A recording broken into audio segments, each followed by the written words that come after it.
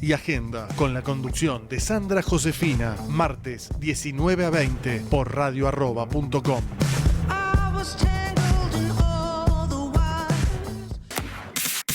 Disfruta la experiencia Bretonia en la comodidad del sillón de tu casa. Bretonia, la mejor cerveza artesanal independiente. Seguinos en... Arroba está en todos lados. Búscanos en Facebook, Twitter, Instagram y TuneIn. Radio Arroba, generando contenidos. Fin del espacio publicitario. Seguí escuchando Radio Arroba. Auspician este programa Fundación Igualdad y Libertad, Estudio Arte Nazca, Confederación de Mujeres del Perú Micaela Bastidas Piuyucagua, Lideresas Unidas de Avia Yala, el Ágora de los Murciélagos. Bien auspicia este programa Sociedad Futura, revista digital con contenidos de historia y política socialista.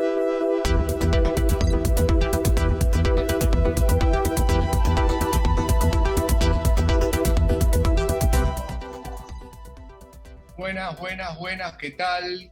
¿Qué tal, Vero? ¿Qué tal, Diego? Hola, ¿qué tal? ¿Cómo te va, Pablo? Hola, Radio Arroba, hola, Diego, hola a toda la audiencia. ¿Cómo estás, Pablo? ¿Qué nos contás hoy? Qué raros que estamos los dos solos aquí. Hoy los dos solos porque lamentablemente y positivamente para Ricardo, que tuvo un temita de salud, que tuvo una intervención quirúrgica, que salió todo bien, y que, bueno, por unos días va a estar en reposo, así que lo dejamos tranquilo. Rodrigo va a estar entrando en un ratito. David, uno de los integrantes del staff, iba a estar también con nosotros, pero bueno, está también con un problemita de salud allá en Misiones, así que seremos Vero, yo y Rodrigo en un ratito. ¿De qué vamos a hablar, Vero, hoy? Vamos a hablar de varios temas. En primer lugar, si me permitís, voy a mandarle un saludo a nuestro director Ricardo Romero, que bueno, ya tenía esta operación programada y salió todo más que bien, excelentemente, y se está recuperando en plenitud. Así que lo esperamos para continuar trabajando, y también le mandamos un saludo a David, que ya el mejore de la fiebre.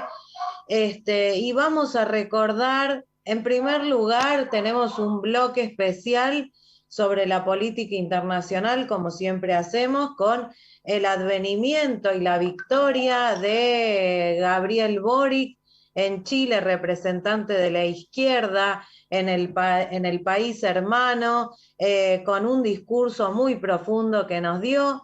En el segundo bloque vamos a tratar de recordar o rememorar los lamentables acontecimientos del saqueo al pueblo argentino, que hoy se cumplen 20 años de la política nacional, aquí con el 2001 en plena decadencia del gobierno de la Rúa. Y en tercer lugar, en tu bloque de cine y de cultura, obviamente vamos también a saludar a la familia y recordar el paso a la inmortalidad del gran filósofo, maestro, docente y escritor José Pablo Feynman, que murió hace unos días y fue lamentable esa noticia. Así que bueno, si querés comenzar vos sobre el primer bloque, para armar este programa que desde el corazón y con mucho esfuerzo, todos los lunes estamos aquí al pie del cañón para toda la patria grande. Sí, lo vamos llevando entre los dos, Vero. Te estás olvidando uno de los temas, que sería el tema del rechazo opositor al presupuesto 2022, que está generando muchos ruidos y que está también dando definiciones políticas. Pero empecemos por el triunfo en Chile del progresismo, de la izquierda progresista en Chile. Es la tercera victoria progresista en el continente en lo que va del año, ¿sí? Hay que decirlo. Nosotros tenemos una visión, yo particularmente, de la situación en el continente positiva, digamos, desde el punto de vista optimista. Como dijimos en el programa anterior, hay toda una consecuencia, digamos, desde el que se han instaurado los gobiernos progresistas a principios del siglo XXI, ¿no? O inclusive a fines del siglo pasado, con la llegada de Chávez, y luego de Lula, luego del kirchnerismo, ¿sí? Digamos, todos los gobiernos progresistas de la región fueron generando una política, digamos, de salirse de la dinámica del neoliberalismo y de la antigua, digamos, economía que marcaba el rumbo del siglo XX para adentrarse en situaciones político-económicas, sociales, tal vez más inclusivas, con políticas mucho más abarcativas, pero obviamente con las consecuencias que eso iba a arrastrar, porque iban a ser gobiernos que en definitiva iban a ir en contra de las corporaciones o del establishment. Entonces, de alguna manera, en cada país, en cada región, luego del éxito que fue cada gobierno en su periodo, vinieron de alguna manera los cimbronazos, ¿no? El caso de Lula en Brasil, el caso de Dilma en Brasil, el caso de Evo en Bolivia, lo que ha pasado en Ecuador.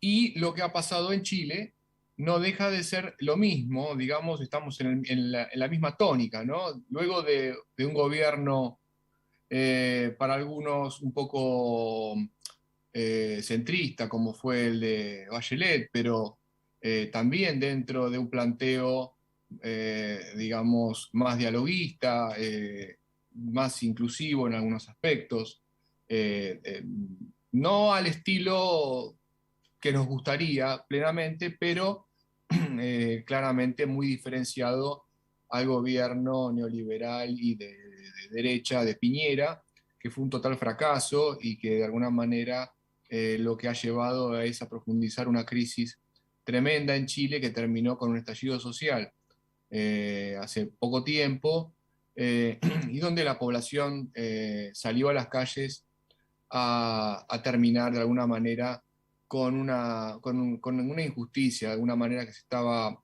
cocinando como a fuego lento para hacer el ascenso nuevo de un gobierno de derecha o de ultraderecha como era el de Kast, que ingresaba o que podía haber ingresado también democráticamente, como también es la característica de casi todos los gobiernos de derecha en la región, que están entrando por el ala democrática, ¿sí? Al margen del juego político y al margen, digamos, de las trampas que puede existir dentro del juego político, han ingresado esta vez como partidos políticos, se han presentado e intentan competir e intentan ubicar legisladores en el Congreso y bueno, sí, tal discursivamente son contrarios inclusive a sí mismos, ¿no? Porque digamos, ellos entran en el juego democrático, pero son en el discurso, son contrarios al juego democrático o al discurso, digamos, en donde puede haber una empatía con la población,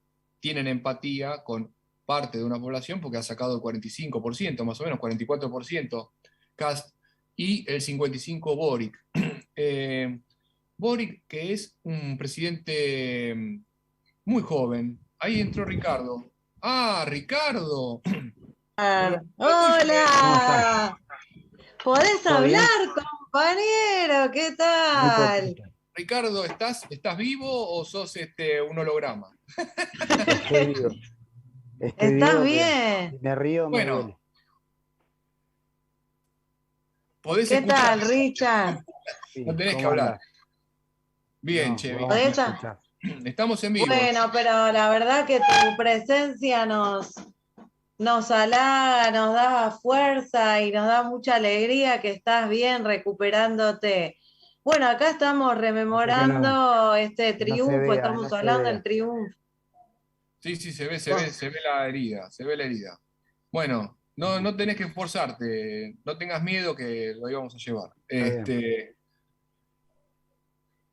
Bueno, Perfecto. sí Estamos es. hablando sobre Boric en este momento, digamos, sobre el triunfo de Boric en Chile y de alguna manera toda la que es la tercera victoria de un gobierno progresista en el continente en lo que va del año, y de alguna manera esta visión que hablábamos en el programa anterior, de que en los vaivenes de la política del continente, al margen de las entradas de las ultraderechas, los gobiernos progresistas es como que se van posicionando en el juego nuevamente, ¿no? Entonces, parecería, ¿no, Vero? No sé si ahora Ricardo si nos salió, parecería que tenemos la esperanza de, por ejemplo, de lo que hablábamos el lunes pasado, ¿no? De un posible regreso de Lula, de este posicionamiento de Boric, un candidato, un presidente electo con 35 años,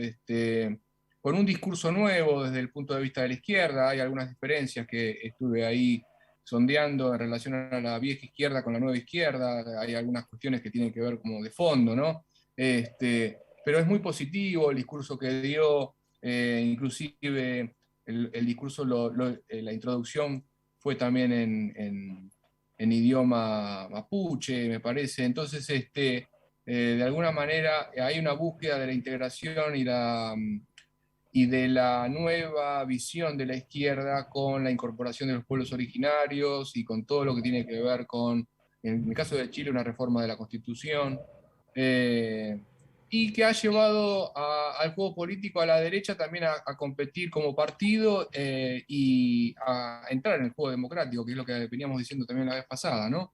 Este, Así que lo vemos como una situación positiva. ¿Qué nos puedes decir, Ricardo? Así no te esforzamos mucho. No, básicamente celebramos desde una perspectiva progresista la elección de Boric porque cierra el paso de estos personajes eh, que se van por extrema y generan desidia y desolación en los espectros políticos latinoamericanos, como el caso de Bolsonaro o una posible, ahora por suerte ya no victoria de Katz.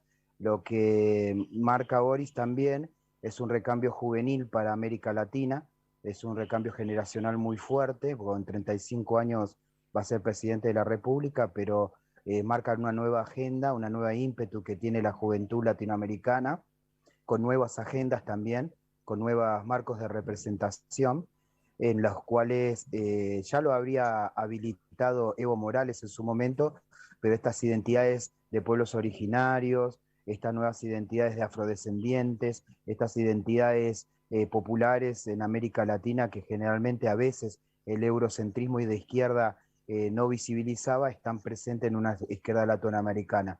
Y en ese sentido también recobra una nueva dinámica, como decías vos, una nueva victoria por centroizquierda en América Latina, tratando de reabrir una nueva fase progresista para la región.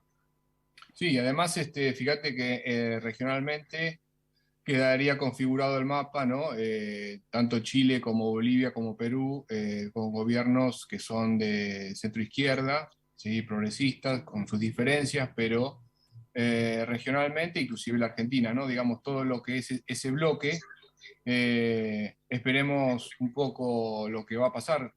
Un poco vos lo venís anunciando con el regreso de Lula en Brasil, así que eso va, y un poco también la permanencia de Venezuela como como un elemento en la región que le genera molestia de alguna manera a Estados Unidos para que no ingresen por el norte, ¿no? Entonces, al margen de las diferencias que pueden tener los cancilleres en la hora de votar a favor o en contra de Venezuela, creo que la estrategia de Venezuela de alguna manera regionalmente para conformar una política de centro izquierda o de izquierda en la región, desde mi punto de vista ha servido a frenar, ¿no? Dado que, como lo habíamos dicho en su momento, Bolsonaro también quería entrar por el sur a Venezuela, o sea que esto viéndolo como un tablero, ¿no? Evidentemente, Sí, y Ron, sí. está un poco también desestructurando a veces el conservadurismo andino, que implica Colombia, a veces Ecuador, Perú y Chile, ¿no? Esa lógica andina conservadora, hoy está casi revertida con las nuevas elecciones que se dieron, salvo que se perdió Ecuador, pero está Perú con una nueva fase interesante con el maestro, que no me acuerdo el nombre del nuevo presidente. Pedro Pedro Castillo. Castillo Pedro Terrones. Castillo Terrone ahora con Boric, que digamos va cambiando y alternando y genera otra lógica andina al lado del presidente de Bolivia.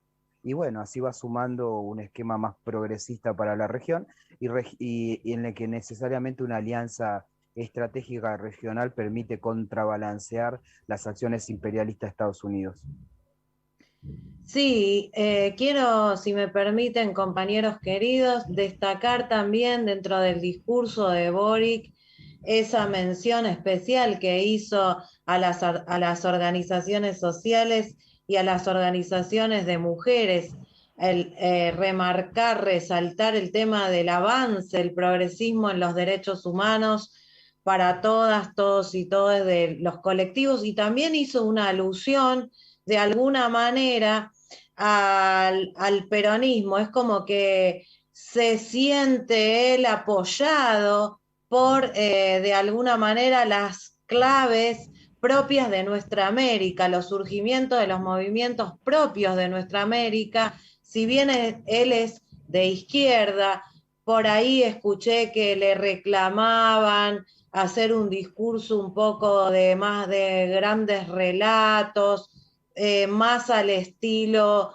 de los líderes de la época de Allende o como Fidel, pero yo creo y considero que esta es una renovación, una juventud más pragmática, más que oficia sobre el territorio, sobre la praxis, y que le tiene mucho respeto y ha aprendido mucho de los grandes líderes que iluminaron el paso de la izquierda de nuestro continente, y que hoy ellos tienen una nueva oportunidad para verdaderamente tener una continuidad, entronizar sus gobiernos y que no haya más golpes, y que la alternancia que exista sea bien desde el juego democrático, como marcó en el inicio Pablo. Así que eso es también mi análisis. Coincido. Coincido, es un marco, bueno, también de cambios de los metadiscursos, donde había ciertos esquemas estructurantes que tenía la izquierda de los años, yo creo del siglo XX, ¿no? Más que nada, Claro. y hoy está dinamizando también otra lógica que tiene que ver más con las raíces propias de la región y con identidades propias y agendas propias. En ese sentido, además, con agendas renovadas, donde tiene que ver con, irrumpe el discurso feminista, irrumpe el discurso de pueblos originarios, irrumpe el discurso ecologista, irrumpe el discurso responsable pacifista, y en ese sentido me parece es un avance también para la renovación de la izquierda. Así es. Absolutamente. Y aparte una cosa más, y ya te paso la palabra, el Triángulo del Sur con el litio y los recursos naturales tan importantes, como mencionaste, Ricardo, en esa tríada entre Bolivia, Chile y Perú, que hay que preservar de alguna manera ante los avances de los poderosos y los que se quieren enriquecer a toda costa de nuestra madre tierra, que ya inició toda una larga carrera Evo Morales en su momento, ¿no? Sí. Yo quiero hacer un comentario con respecto al sondeo anterior, ¿no? Que se daba como ganador a Kast. De alguna manera hubo un trabajo nuevamente desde el corpus del establishment, digamos, de los medios corporativos que detentan de alguna manera ese monopolio de la información, que han querido instaurar un triunfo de Kast anticipadamente, inclusive dando datos falsos, como por ejemplo, yo llegué a leer por ahí, digamos que tenía una diferencia de un 10%, luego se había achicado la diferencia. Bueno, números que tiraban al aire de alguna manera para generar en la opinión pública una sensación de derrota, pero la realidad fue totalmente diferente. Aparentemente ha sido una de las votaciones. Recordemos que en Chile la votación no es obligatoria, por lo tanto fue una de las votaciones con mayor cantidad, digamos, de votantes que tuvo, ¿no? Creo que el 56% del electorado es el que fue a votar, y eso demuestra también un poco el interés del ciudadano chileno ante la coyuntura política que le toca vivir, y cómo de alguna manera los medios de comunicación concentrados que operan en contra de alguna manera de las poblaciones mayoritarias, no le está saliendo bien el tiro, lamentablemente, digamos, porque teniendo todo, lo mismo que pasó con Macri acá, teniendo todos los elementos, terminan perdiendo una elección, es más el ruido que finalmente lo que es. Yo creo que mucho podría modificarse si la población dejara de nutrirse de noticias falsas, si dejara de perder tiempo, digamos, en tanta basura, digamos, que anda circulando, y se concentrara específicamente en lo que es importante. Yo creo que de alguna manera este tipo de cosas se puntuarían más, creo inclusive habría más participación democrática y los números serían aún más elevados. Yo creo que así todo, teniendo tan poco aparato mediático, pero con mucha estrategia política y una capacidad tal vez discursiva de los oradores, en el caso de Boric. No puedo decir lo mismo de acá de Alberto Fernández, pero sí de Cristina, sí en el caso de Lula, o lo que hemos escuchado en Bolivia con Arce, o el vicepresidente de Bolivia, que es un excelente orador. Digamos, ellos con sus formas de orar y de hacer política llegan a un convencimiento de las poblaciones que evidentemente no llega a través de los medios. Así que bueno, vamos a un corte y volvemos con el segundo bloque, que vamos a estar hablando del tema del presupuesto acá en la Argentina. Así que hasta luego. Ahí vuelvo. Agrupaciones que patrocinan a La Vanguardia Online. Lideresas Unidas de Abya Yala, agrupación de mujeres líderes de toda América Latina, de arte, derechos humanos y culturas. Confederación de Mujeres del Perú, Micaela Bastidas Piuyucagua, Organización Social de Mujeres de Feminismo Comunitario del Perú.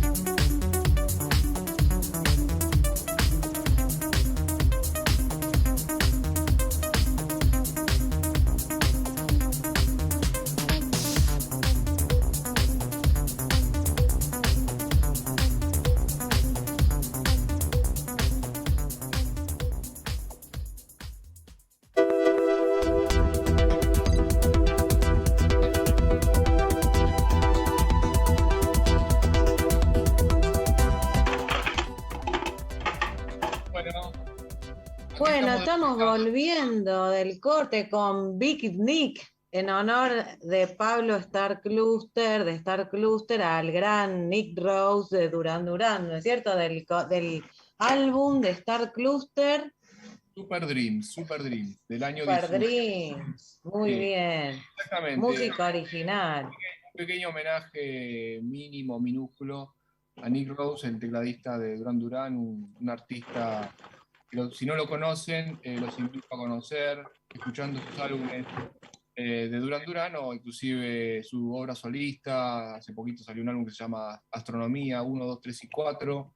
Lo pueden escuchar de manera gratuita por YouTube.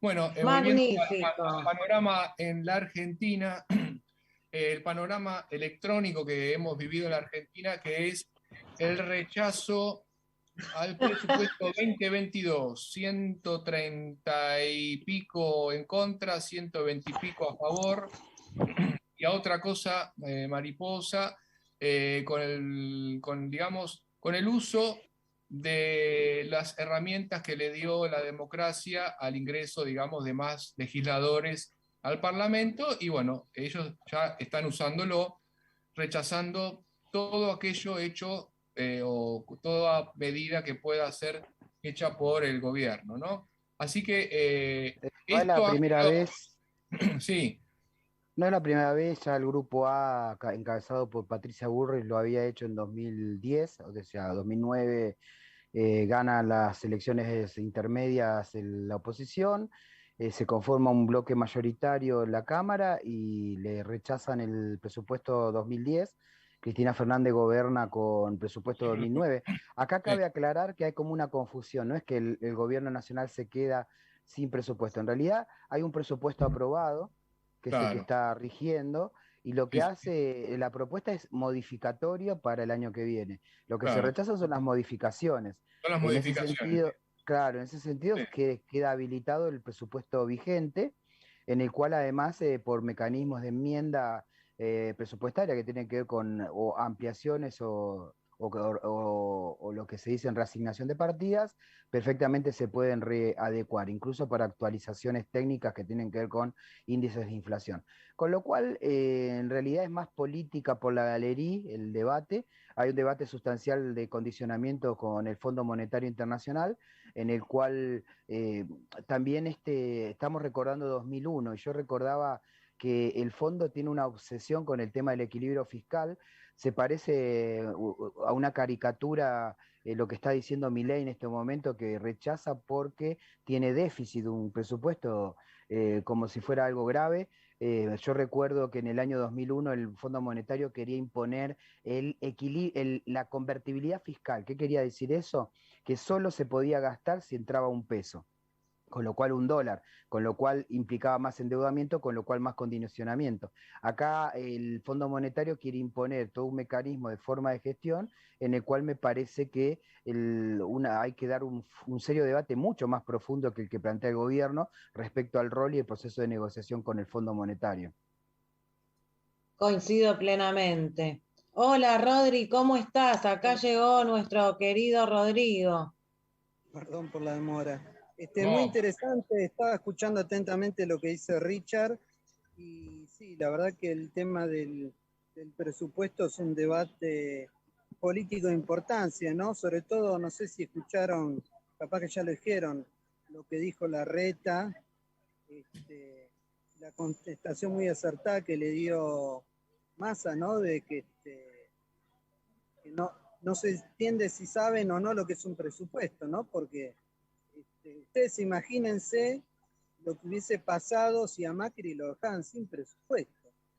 Y ahora, bueno, parece que es una votación más, que no tiene ninguna implicancia institucional, la verdad.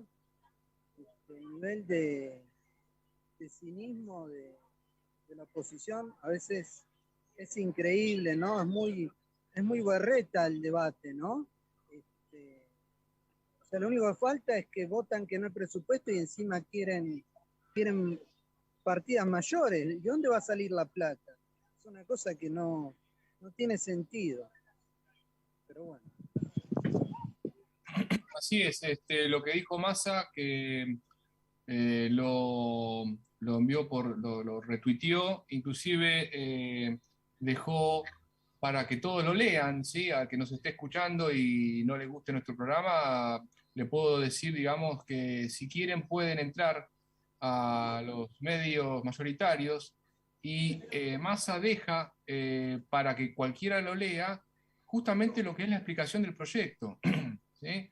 Yo creo que se da, Rodrigo, Ricardo, Vero, ahí, digamos, Juntos por el Cambio representan a un tipo de ciudadano que se expresa desde el odio y desde la oposición sin ningún tipo de fundamentación, digamos, ¿no? No tiene, digamos, nunca trabaja con una contrapropuesta de calidad o que tenga de alguna manera un sustento, un peso. Siempre, digamos, las recetas son las mismas. Hoy que se está cumpliendo Ricardo, Rodrigo, Vero, 20 Sí. años del 2001, las recetas son siempre las mismas, los personajes son siempre los mismos.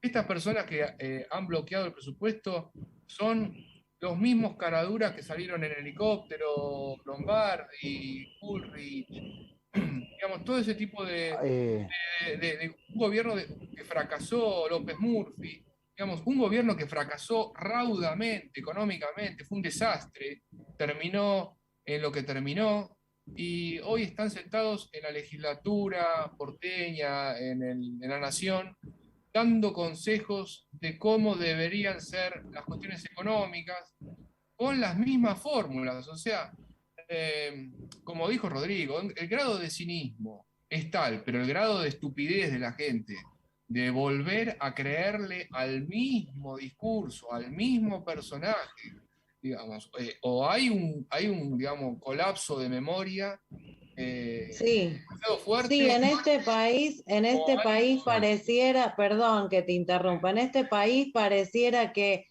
todavía un 33% que vota hace olvidocracia y hace mediocridadcracia también, porque son mediocres que juegan al desgaste y juegan a lo obvio. Como bien decís vos, destaco, Pablo, esto que decís, en lugar de generar una propuesta alternativa o de mejorar, pero a la larga se evidencia que es un juego impotente, inútil, porque como bien acaba de decirnos Ricardo, por más de que lo intenten, no afectan porque ya hay un presupuesto y bueno, se tendrán que arreglar y se verán estrategias para seguir avanzando. Sin embargo, va a haber que bancar estos 2 años que vienen por delante con esta técnica del desgaste, de la fake news, de la avalancha mediática obsoleta y en contra del progresismo. Y bueno, no sé, Richard quería agregar algo. Perdón, no sé si quería poner luz, se me apagó. El planteo igual es que hay un 2/3, el modelo neoliberal beneficia a 2/3 de la sociedad, deja un tercio fuera en un esquema profundamente excluyente. La lógica siempre se nota en todas las estadísticas que se ven, es que cuando se dan estos procesos neoliberales hay un sector social que se es beneficiado. Por eso también hay que entender que tiene una raigambre social este esquema que concentra económicamente riqueza y excluye profundamente y condena a la marginalidad, a la desigualdad a gran parte de la población. Ese es el debate profundo que está subyacente, que hay que encarar, porque pareciera ser que no hay proyecto del otro lado. Para mí eso es incorrecto, no aducirle un proyecto, porque ellos tienen un proyecto que tiene que ver con este esquema donde los más ricos son más ricos y los más pobres son más pobres. Y ese justamente es el modelo al cual un trabajo nacional, popular, progresista, etcétera, tiene que contraponer, construir, reponer, reconstruir, etcétera. Claro, está bien pensarlo de esa manera. De hecho, sí. Perdón. No, porque digo, realmente yo, para los republicanos, ¿no? Yo les recuerdo a ustedes que en Estados Unidos, donde realmente las cosas si no pasan por el Congreso, no pasan. Lo que sucedió en Estados Unidos cuando no se votó el presupuesto es que el Estado cerró.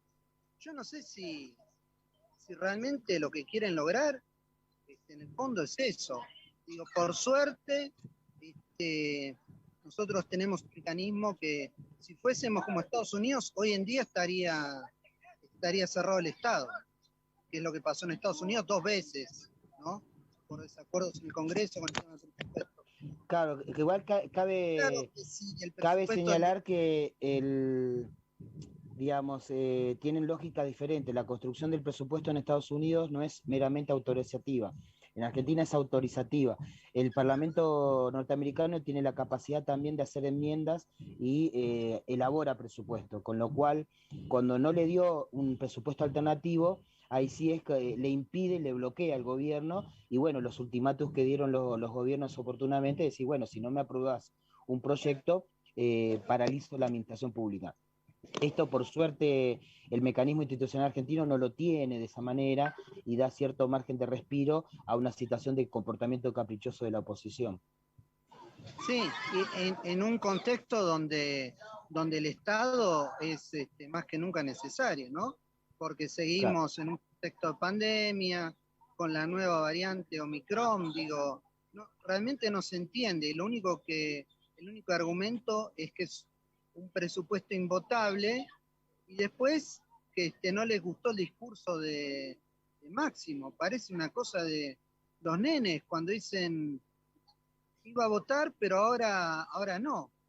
Y lo que es increíble es que repitan esa argumentación totalmente pobre y mediocre desde un punto de vista argumentativo, sin ningún costo, aparentemente, ¿no? Sí. Sí. Bueno. Es pobre y mediocre. Es pobre y mediocre porque son pobres y mediocres en sus propuestas y reiterativas.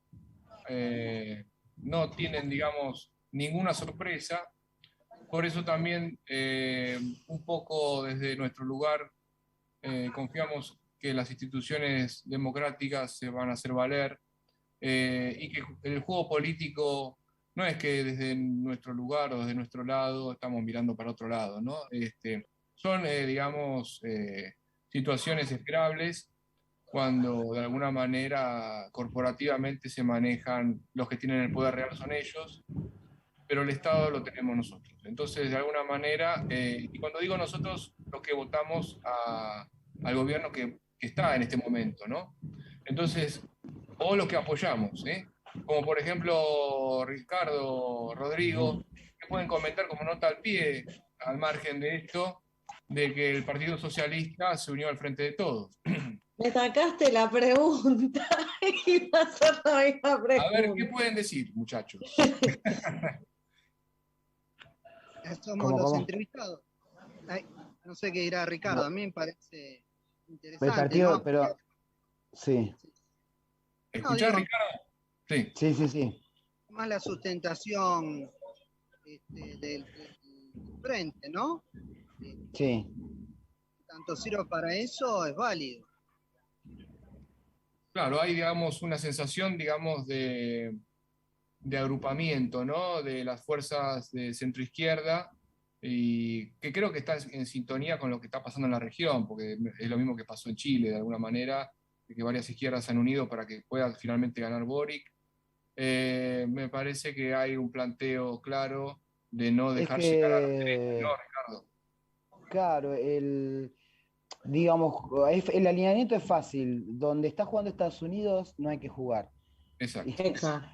Así de sencillo. Entonces, del otro lado habrá críticas, habrá diferencias, habrá machiruladas, habrá compañeros que todavía tienen que ir cambiando, pero la articulación esencial se da en el esquema de donde juegue Estados Unidos, el pueblo está del otro lado. Y esto se está polarizando más, ¿no? La situación política. Eso es lo que quería marcar también, porque la otra idea de que la oposición no tiene proyecto, o pensar que no hay, que es la idea de que puede haber un solo proyecto. Lamentablemente, esta idea de cerrar la grieta a veces para la oposición es dejar que gobierne mi proyecto. ¿sí? Entonces, Claro. hay un falso, y ahí hay una situación de que hay dos contracaras, dos modelos, y la política en cierta medida también es confrontación. La política también es una relación de fuerzas que hay que dirimir, hay que construir, hay que marcarlo en los términos de que la relación que va a definir los contrapesos de fuerza es la democracia, o sea, el voto popular. Excelente, pero yo quiero agregar que estamos en una fase todavía, aunque se crea o se perciba post-pandémica, todavía esto no terminó. Y he bautizado a este capitalismo dentro de la pandemia como un capitalismo exterminador.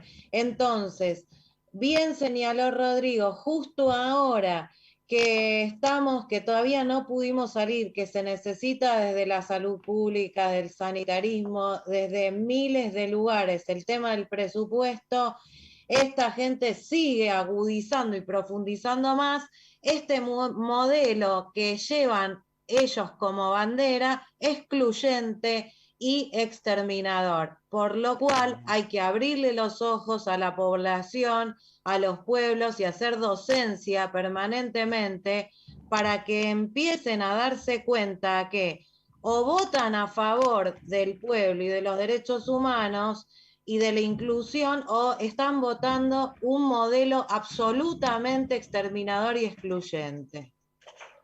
Bueno, si quieren, vamos a un nuevo corte y volvemos ya para el tercer y último pedazo del programa. ¿Quién es? Sponsors educativos que auspician la vanguardia online. IANCA, Instituto Argentino de Negociación, Conciliación y Arbitraje.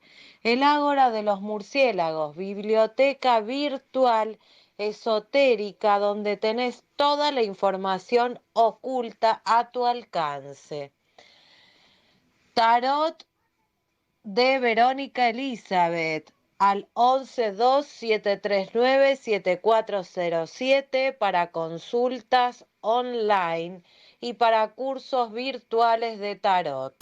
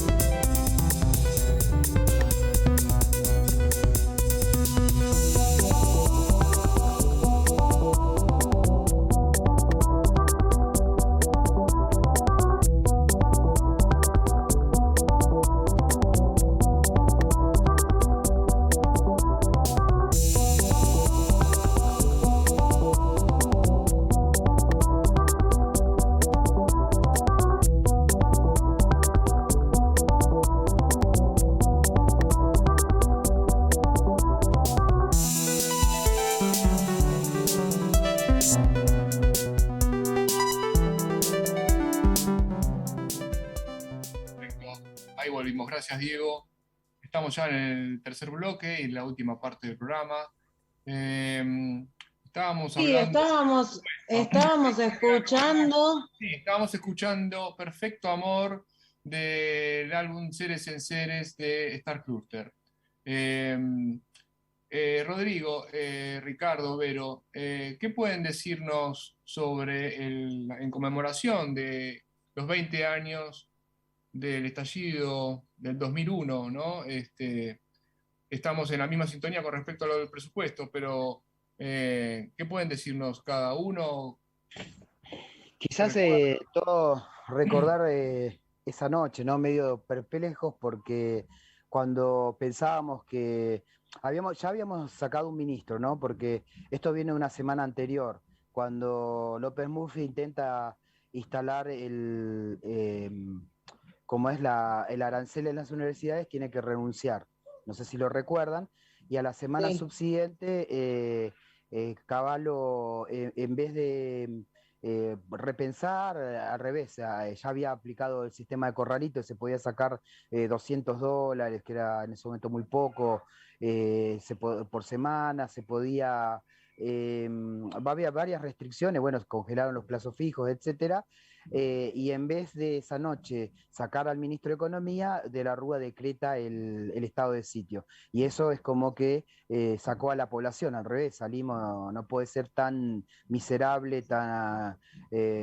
y bueno, es ahí cuando comenzó el reloj de arena y al otro día se producen los hechos durante todo el día hasta que lleva la situación de renuncia por la tarde. Pero esa noche fue bastante indignante, esa situación la recuerdo muy bien, porque, digamos, justamente vos hablas del Partido Socialista, parte del socialismo se había retirado del gobierno de la coalición y otros parte del socialismo no, algunos compañeros todavía estaban, pero decíamos, no es posible seguir sosteniendo este gobierno porque no había quemado todas las naves y era totalmente indefendible.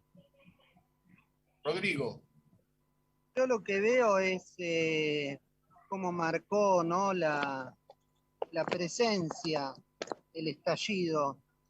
Parafraseando a Marx, yo creo que a partir de ahí hay un fantasma que cada fin de año marca la política argentina, y es el fantasma del 2001, ¿no?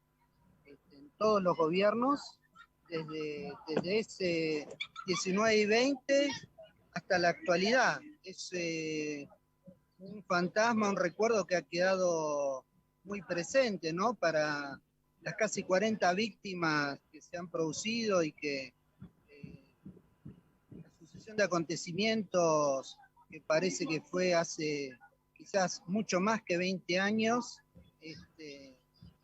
todos los diciembres para las familias de esas víctimas se vuelve a hacer presente lo que significó ese acontecimiento, ¿no? Y cómo en algún punto cambió no solamente la política, sino la conciencia de mucha gente, ¿no? Totalmente. Bueno, yo creo que eso es lo más presente que hay del 2001, cómo marcó la política, hay un antes y un después. De hecho, para bien o para mal, los dos grandes bloques políticos del 2001 es por derecha el PRO y por izquierda el kirchnerismo. Los dos son hijos del 2001.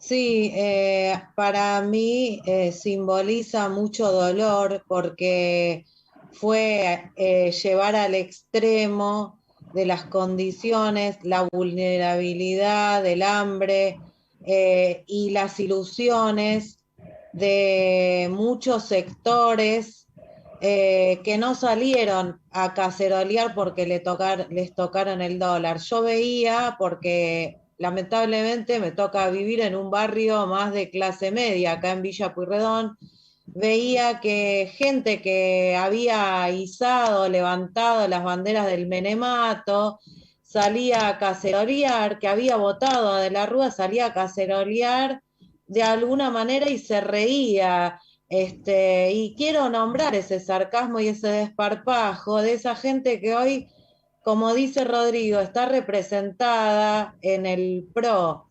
Y la mayoría, la gran mayoría de los sectores más vulnerables, de los sectores empobrecidos, de la clase, de los estudiantes, de la clase media baja y de la clase obrera que estaba en una fase de desempleo estructural y atroz, que no tenía inmersión laboral, encima escuchando en altavoces permanentemente el tema de todos los días, el riesgo país, que parecía un sarcasmo, una tomada de pelo a la gente que no tenía ya con qué comer, y esa gente que fue a la plaza, esos 40 que fueron muertos por de alguna manera un mal manejo de la fuerza de seguridad del Estado, en medio de una confusión generalizada, de un pacto que se rompía, que daba vergüenza también,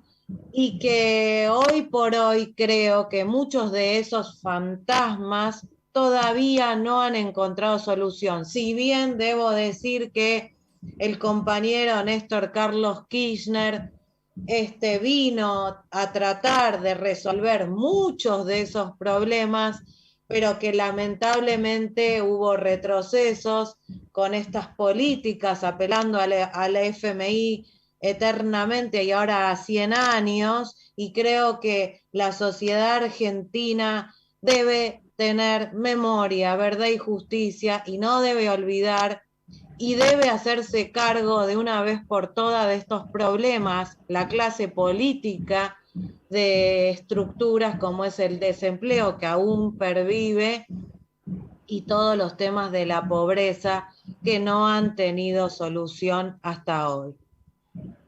Bueno, y ya vamos cerrando, ¿sí? Nos queda 1 minuto de programa.